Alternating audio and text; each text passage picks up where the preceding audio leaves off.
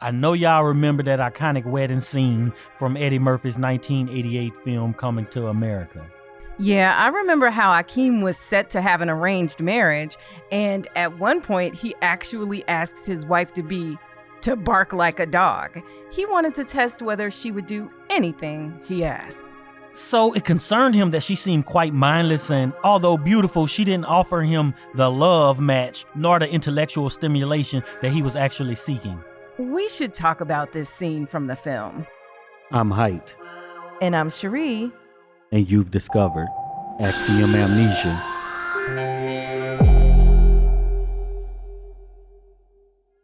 We want to thank all of the supporters who helped to make this video possible. If you want your name to appear alongside these contributors, make a one-time donation via Cash App, or you can head on over to patreon.com/Axiom Amnesia to enjoy all of the benefits of becoming a monthly subscriber. Get your Royal Engagement t-shirt, Royal Engagement t-shirt. Step on it, So we just have to stop here because we're outside of the wedding that is to be. And of course, we have to poke fun at our own culture where anytime there's a big event, you're going to have the t-shirt peddlers outside. But of course, it's, he's like, get your Royal Engagement t-shirt or whatever. And these are not t-shirts. They're like dashikis. But then they also have like the picture of them on the front. It's just, but again, more funny stuff. More funny stuff.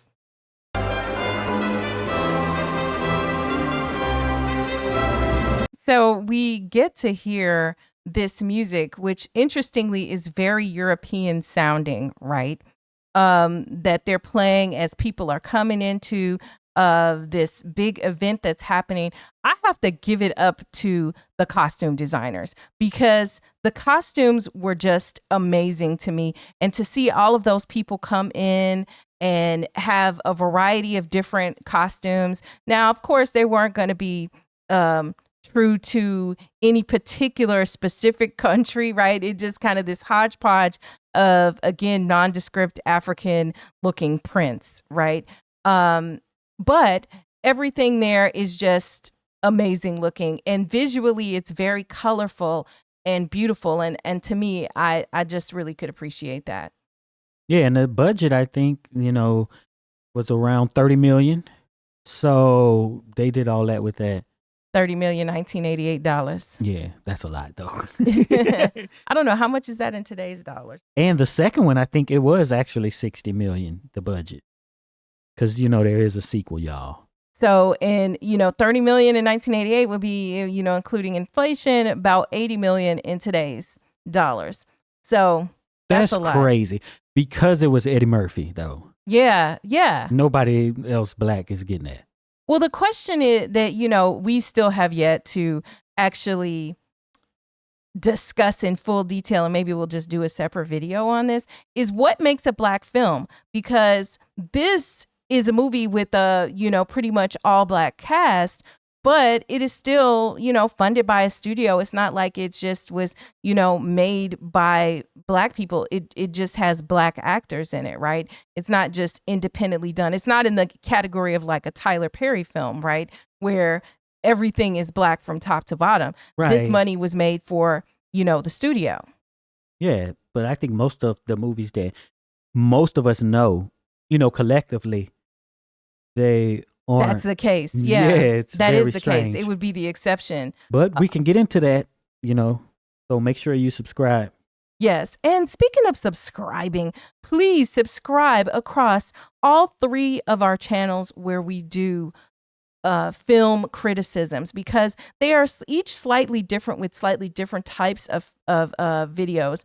So go ahead to the description box. You'll find links to where you can subscribe. Make sure you're subscribed to all 3, because in 2024, we have been dropping videos on all 3 of those channels, and you don't want to miss anything. So here we are at this soon to be wedding, and we're just waiting to see what happens next because we just have zero idea. And today, with your blessing, I offer my daughter to your son. They had a fat joke. Yeah, always the low-hanging fruit. So this general comes up and he's like, I present to you my daughter. And then the big lady comes and She's all loud and everything. Out of the way! Simi and Akeem, you know, they kind of look at each other like, oh my God. And then she's like, I present to you, and then they're relieved. Especially Akeem. Presenting Miss Amani Aziz. So then comes what I would say is probably like the most iconic African dance scene in any of our movies to date, and probably even to today. This scene was long, actually. When you sit and watch it, it's just music and dancing. And I have to say, number one, the choreography was amazing. And then the costumes, again, just on point. But did you know that Paula Abdul was the choreographer? For those of you who are a little bit too young, you might only know Paula Abdul is like the judge on American Idol and these other talent shows. But way back in the day, in the 80s, she had a career, a brief singing, well, I would call it some semi-brief singing career, but she was a Laker girl dancer. And at the age of 18, imagine that, is when she got called in by John Landis, the director, to, you know, basically sell herself for this role, you know, as the choreographer of this particular scene. That's amazing.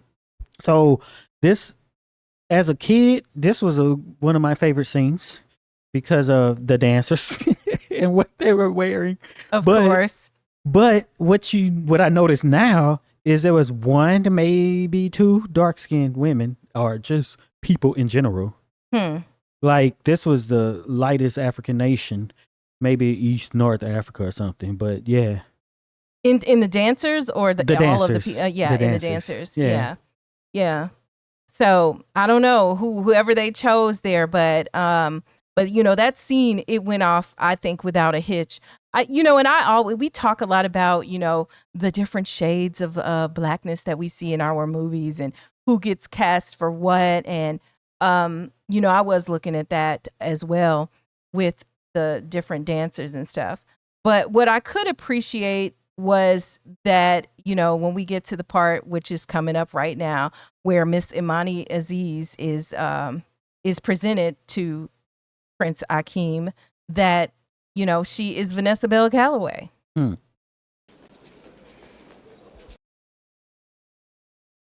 then beautiful, just gorgeous Vanessa Bell Calloway is presented. This is the most serious. I mean, just everybody is looking at her. She is breathtaking in this beautiful gown. And then the ridiculousness begins again when Oha begins to sing "She's Your Queen to Be" with some of the most ridiculous lyrics ever. She's your queen to be. he's actually explaining basically what it is. She gonna do whatever, you know, you're there to rule her. Whatever His Highness desires. She's free of infection and you can use her. Oh my gosh, to your disgrace. Completely free from infection. Yeah, basically. that's just... It just was ridiculous. It was so ridiculous. And as Paula Abdul would say, it's a bit pitchy, but... Yeah, well, you know, and then of course he's singing it in this like high falsetto voice. And, you know, he's a bigger man, so this is not the voice you're expecting him to have.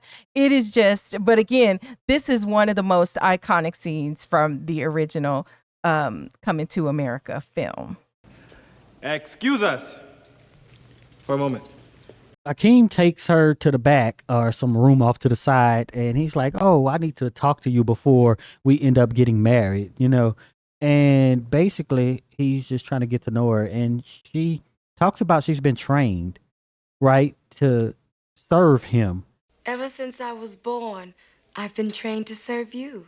So he's asking her questions about her, like, what type of food do you like? What type of music? And her answers are... Whatever you like. Whatever you like. What do you like to do? Whatever you like. I'm like, man, this is a terrible training program she was in. Because if you're in a training program, then you would say it like, yams. You know what I'm saying? You would say what his favorite was, right? You would mimic that, but you know, they had to make it yeah, very overt. ridiculous. And he's like, okay, well then I command you not to do, to disobey me. But then she says, no. Listen, from this moment on, I command you not to obey me. No. And that was like a great joke.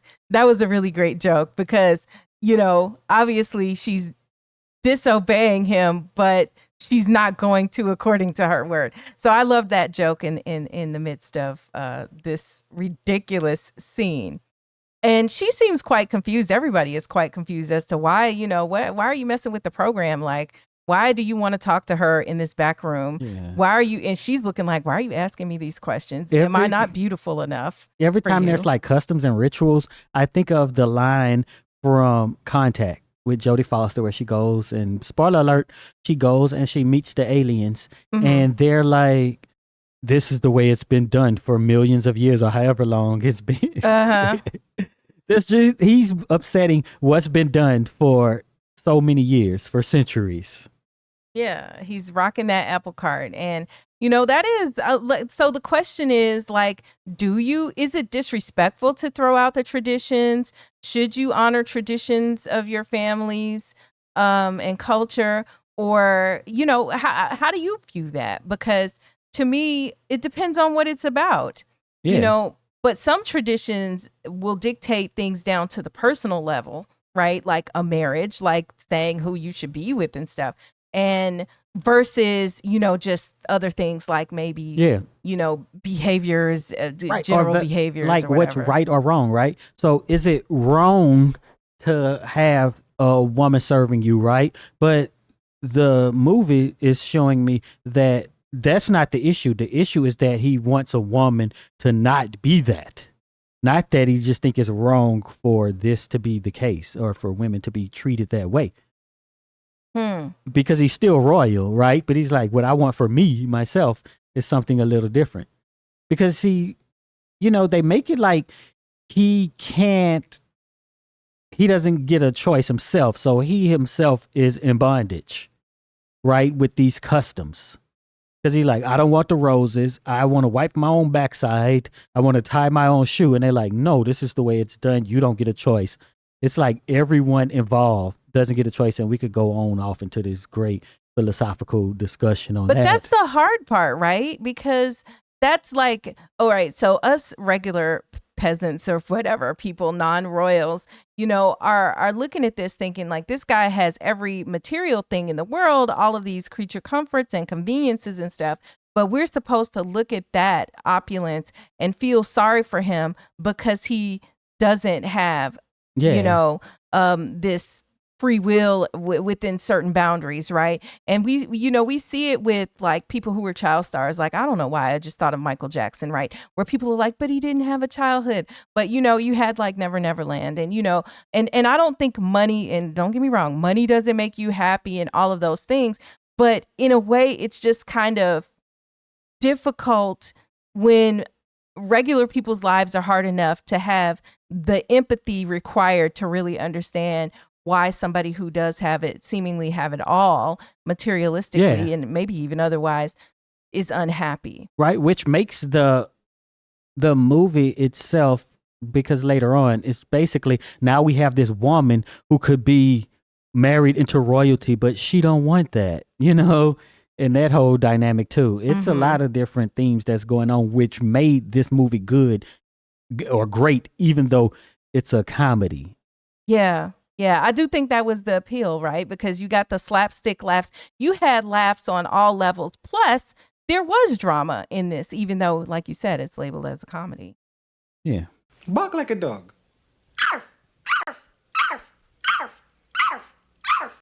He broke the fourth wall. He told her to bark like a dog. She started barking like a dog, and he looks right at you. I know that's what, in the theater, you just like, what the fuck? He started barking like a dog. And then he has to take it to another level. Well, bark like a big dog. Woof, woof. Hop on one leg. Woof, woof, woof. Bruh. So the king bursts into the room, and then he sees her, hopping on one leg like an orangutan, because this is what he has told her to do. And hopping she on one leg and sounding like a orangutan. Yes, and she continues to do this because he hasn't told her to stop. So she has proven that she's just going to do whatever he says do. Doesn't matter if it makes sense. He's like, okay, well, I need you, you're dismissed for a minute because he wants to talk to his father now. She's still doing this, hopping on one leg as she leaves the room, which again is just the absurdity of it all. But the father doesn't care because he's trying to get this marriage happening. So he's like, oh, I see you guys are getting along well. And I see the two of you are getting along. He just is the most He's like, oh, you've taken to your new wife well. Can't read the room. But, I don't know. But the other question that I have is, so Akeem has been thinking about all of these things for himself that he wants. But how does that reflect on how he feels about his mother? Right? Because is it because of the relationship you saw between your mother and father? They seem loving at this point, at least 20, 30, whatever years later. That's all the choices we make, especially when we express them out loud about what is right for women and men or whatever relationship, right? Mm-hmm. And you express that, you're communicating something about how you feel about the people around you every time you do it. Mm-hmm. Yeah. Especially you may be like with before she was presented, you're like, oh, fat chicks, right? Yeah. And then you have relatives who are fat. You have children who are fat, right? What are you saying about your children, your relatives, and your friends and your coworkers when you're treating and talking about certain people? Yeah. Yeah. Like you're just communicating it openly. But people seem to try to separate that. I don't know how. It's not even possible. They just go, no offense, but right? No offense, or no offense to my mama, yeah, but right. No offense to my mama, but she was doing everything that my dad said, and I don't think that's right. So, but see, I could understand if there's this power dynamic and you don't have a choice in a situation in that sort of way. So it's not saying nothing on you. It's like saying, okay, broke people, but it's really not the fault of po folks in the U.S. for being po. Yeah. So if you're saying something about that, I don't think it's really a slight. You probably try to say it as a slight, but it's not really negatively. I don't view it as negative towards those people. Mm. But to say that this type of person causes these people to be like this, then that's an indictment on them. Yeah. The father decides, hey, let's go for a walk. Oha comes in and is like, the guests are waiting. He's like, let them wait. The guests are waiting, Your Majesty. Let them wait. So at the end, you still see that, the father is like, I don't care who got to wait for what. I'm talking to my son and I'm the king, right? So he never loses that self-centeredness of royalty that happens. So they go out. But from the standpoint of the movie, I'm thinking you got some nerve busting in here talking about people waiting. You're doing it to the king and the prince, bro. You're trying to rush, but you're trying to rush the king. You just can't. So they decide they're going to go out on their grounds and go for a walk. And this part of the walk, again, they don't have like pets that are like cats and dogs like you might see in America, or even a horse or something. They have zebras and baby elephants that are just roaming around that they can pet and whatever. Hello, Baba. And they're beginning to talk, and the father is like, oh, it seems like just yesterday that I ordered your first diaper changed. It seems only yesterday I ordered your first diaper changed, and now you're a man who's about to be married. And now you're a man and you're getting married. And again, it's just reinforcing this idea that they are royalty. They don't do anything for themselves. He just gives the command and it is done, right? We see Akeem still not happy with the prospect that this would be his life. I am not sure if I am ready. Akeem is expressing that he doesn't think he's ready to be married, right? And I think that's more of a tactic of, he's like, okay, clearly they want this wedding. Maybe if I say, I don't think I'm ready. The father interprets this by, with one of the funniest lines where he's just like, oh, I know we didn't talk about sex, basically, but I always assumed that you did it with your bathers. He was like, I always assumed that you had sex with your bathers. I know I do. I know I do. Now, it wasn't that I used to. It's like he currently still does. So that's one thing. But the father is feeling like this is all about sexual conquest, not about the love piece, but just that, oh, you want to just do it with a lot of women before you get married, right? Oh, okay, great. Go sow your oats. Ah, so you want to sow your royal oats? Yeah, so it's clear that he's very much a captive because he's never left Zamunda. And I have never left Zamunda. I have yet to experience what the outside world has to offer. That sounds very crazy to me. Mm-hmm.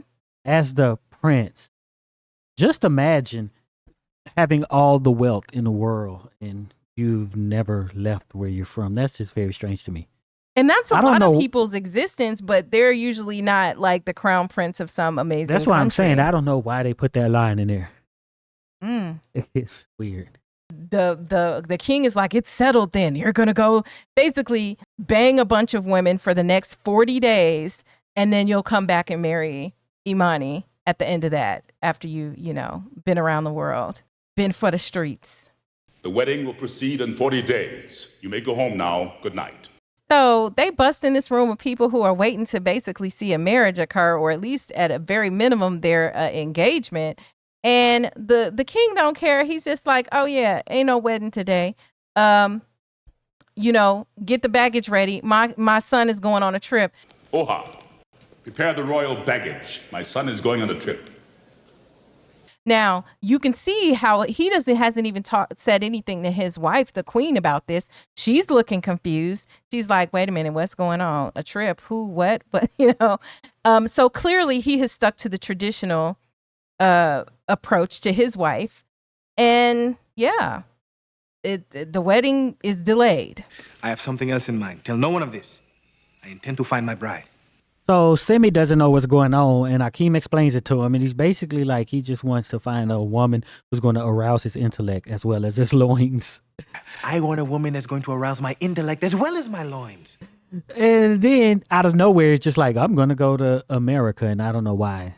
Like, I wish we would have got more of why they chose America. Where will you find such a woman? In America. I don't know. Maybe because of just Western culture and how it's portrayed, right, around the world. Well, I could just make up any reason why it's America, right? That's but true. The movie didn't tell me. That's true. So we see that they're in the study and they're trying to figure out where in America they're going to go. And, you know, so they flip a coin, the coin that actually has Hakeem's head on it, right? It's New York. Tails, Los Angeles. So it winds up being heads. They're going to go to New York. And he's like, where in New York will I find a woman? But where in New York can one find a woman with grace, elegance, taste, and culture? Fit for a king, you know. A woman suitable for a king. Of course, they look It's and queens. they see queens. Queens. Yeah, so this is brilliant. So what I'd like to talk about when I talk about story, writing, and brilliance is from really the perspective of, I guess you call a poet or a songwriter or a rapper, like bars. You know, that's how you know when a rapper is good, because you're using those same sort of tropes and, you know, figures of speech from just literature. And that's how you know in movies too as well, where this something as simple as where are we going to go in New York is Queens, is royalty. He's a king. He's finding his queen. That's bars, man. Yeah. Yeah. I mean, and so I think up to this point in the film, everything has just been brilliantly done. Yeah. From the visuals, the costumes, to the dialogue that has happened, to The sound. the sounds, the setting up of what this story is going to be about. At this point, you know what the deal is. He's going to find his wife. That is his purpose. Right. So what we seen there over here in Zamunda in Africa, and everything is so ridiculous, right? With the way he is raised and all of this and everything that's happening, the elephants and all that. And you know, now he's going to America. Oh, this next part is going to be ridiculous. Oh yeah, it's Like, gonna what be would a it be like for culture them? shock in the Yeah. opposite direction, right? Yes, sir. You know, what are we thinking at this? Because this is a representation of a fictional African country.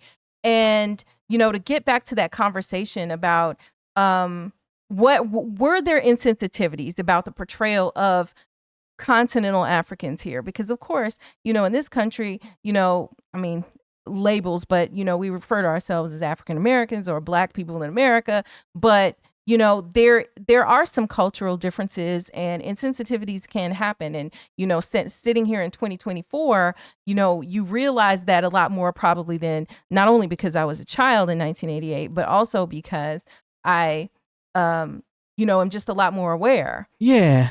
But so there was some sort of thing that happened back in the late 80s. Remember, it was kind of the back to Africa, Pan-Africanism, pro-African thing that was going on here in the United States. True. Right? So you had all that. And then you have the stuff that people talk about today. Oh, showing that we come from kings and queens and we have wealth and all of this is tied to it. So it's very hard for you to look at it and be like, oh, yeah, this is a bad representation, because as an oppressed Black American, then you have something to attach to, especially in the late 80s, because the tone was very different. It wasn't talking about how we hate people from the continent and stuff. Mm-hmm. There was a pride and an identification, I think. Yeah. With, like to say, oh, this is us. This is us. This is where we're from. Mm-hmm. Yeah. And this is just a comedic aspect of that, but also drawn to our affinity towards it at the time. Yeah.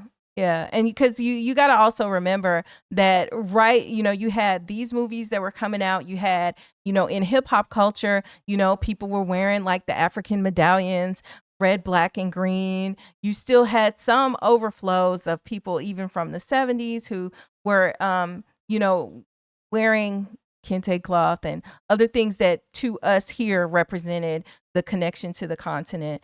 And then later on, an even bigger resurgence, I feel like once Malcolm X came out, or once X, the movie, Spike Lee's movie came out, then it really was like, I remember the color of that. You had even later into the 90s, people were wearing cross colors and other things that still had a clear connection to African roots. And it's hard to have an exact, I guess, connection or sort of an empathy towards what the people of the continent would feel, because I can't have a direct imagination except being, I guess you call Louisianian or Creole, right? Where let's say we take some other Black people who portray that in a comedy, but then if I don't view what they're doing as negative, I think then I could be like, okay, this is not that bad. I may just be like, man, those accents are terrible, or stuff don't happen like this, but it still couldn't be funny, so I don't know. It's just some experiences you just never have, and that's why you can't deny when people say they're offended by something. You just can't just be like, oh, I don't care, you shouldn't be. Right. And at the time that I saw this, and probably not up until more recent history of revisiting this film, did it even occur to me that it could have offended some people. But again, I would love to have the conversation in the comments. And on Discord. There will be a Discord link in the description of this video so that we can really kind of have conversation, because I think this is important, because our relationship to or our relationship with other Black people from different parts of the diaspora is important. It's important. And I think if we're offending one another in some ways through our art or our words or our deeds, then, these are conversations to be had, just much in the same way as we have begun to have the discussion about like the Black British people portraying, icons of African American history. Right. And even we have a video about The Color Purple, whether or not those images should be out there, right? Because people, it's showing this and that, and we don't like that type of art. The same can be said for any other thing. You're portraying these people, and these people may or may not like how they're being portrayed. Yeah. So I do think, but I will say this. I don't think anything at the time this was made was an intentional thing to be offensive in any way. I just think at best or at most, as far as the intention, it was maybe insensitive, right? It wasn't, I don't think, nefarious in any sort of way. I just think it just was insensitive. If that was how it was taken by, people who are actually from Africa. If you made it this far, type bark like a dog in the comments so we'll know you're one of the real ones who stick around to the end. And be sure to check out one of the videos that are on the screen right now.